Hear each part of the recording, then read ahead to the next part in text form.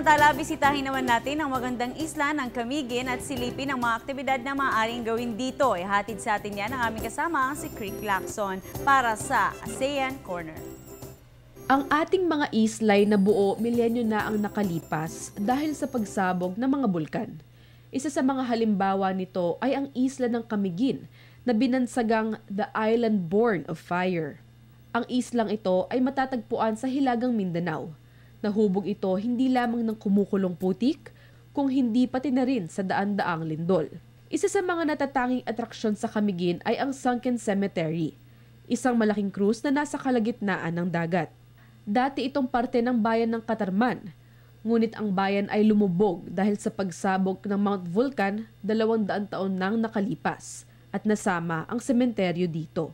Kung nais namang mag-relax, maaari kang magtampisaw sa Santo Niño Cold Spring. Hindi ka lamang pababatain nito dahil sa sarap ng tubig, kung hindi dahil mayroong maliliit na isda na tila minamasahe ang iyong mga paa. Kung naghahanap ka naman ng aksyon, halina't magtungo sa isla ng Mantigue.